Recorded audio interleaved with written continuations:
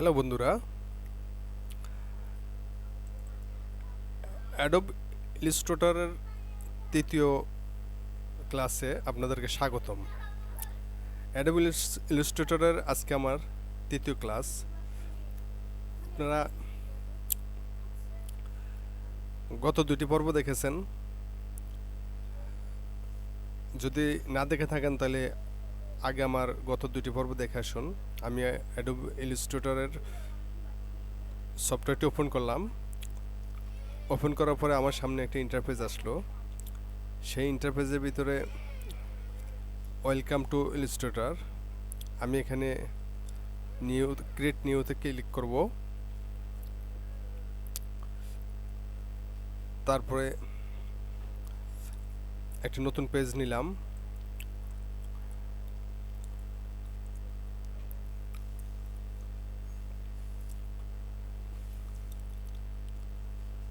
নতুন আর্টবোর্ড আসলো। এই আর্টবোর্ডের ভিতরে আমি আজকে আপনাদেরকে দেখাবো ম্যাজিক টুলের কাজ, কিভাবে ম্যাজিক ওয়ান টুল কাজ করে, ম্যাজিক ওয়ান টুল দিয়ে কি কি কাজ করা যায় সেটি আপনাদেরকে দেখাবো। তো সেটি দেখানোর জন্য আমি এখান থেকে কিছু ড্রয়িং করতেছি।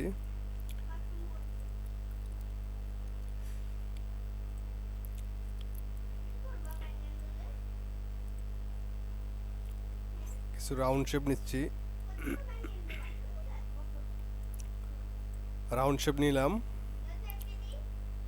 তারপর কিছু ইলিপস টুলস নিলাম, ইলিপস টুলস নিলাম। তারপর পলিগন টুলস নিলাম।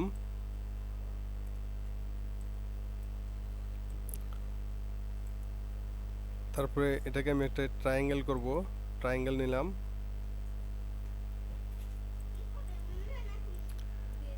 তারপরে একটি স্টার টুল নিলাম।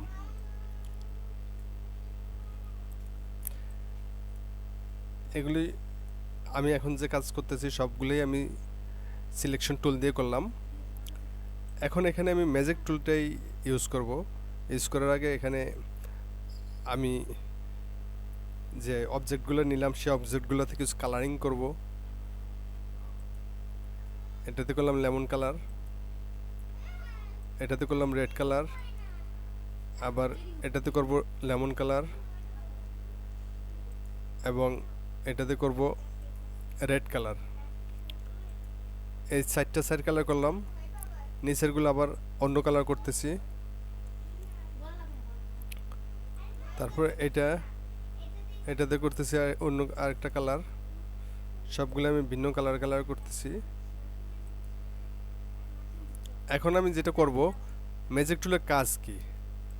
ম্যাজিক টুলের কাজ হচ্ছে, আমি এই যে দেখুন, এই প্রথম অবজেক্টের উপরে ক্লিক করলাম, এই কালারের আমার কয়টা আছে সেই কয়টাই সিলেক্ট হয়ে যাবে, একসাথে সিলেক্ট হয়ে গেল। এখন একসাথে যেহেতু সিলেক্ট হয়ে গেল, আমি তিনোটা অবজেক্টেরই আমি কালার পরিবর্তন করতে চাচ্ছি। তাহলে সেজন্য আমার ড্রপার টুল নিয়ে,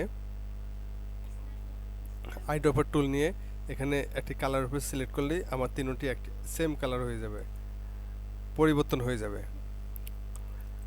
আপনারা যদি বড় ধরনের কোনো কাজ করতে চান এইভাবে কালার চেঞ্জ করে, তাহলে সেটি আপনারা করতে পারবেন। আপনার সময়টা কম লাগবে। তারপর এবার আরেকটি ভিন্ন কালার নিচ্ছি, সেটা হচ্ছে রেড কালার। এই রেড কালার আমার কয়টা আছে? তিনটা। এখন আমরা দেখব ম্যাজিক টুল দিয়ে রেড কালারটা সিলেক্ট করলে কয়টা সিলেক্ট হয়।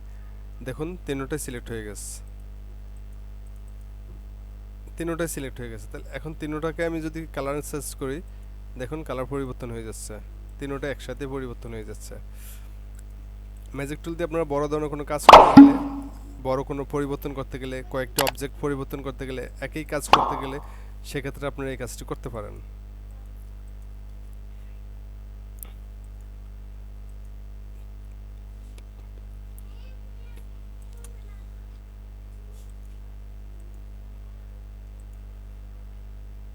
এই হচ্ছে ম্যাজিক টুলের কাজ। আপনারা ম্যাজিক টুলের কাজটি সম্পর্কে জানলেন। আজকে এ পর্যন্তই।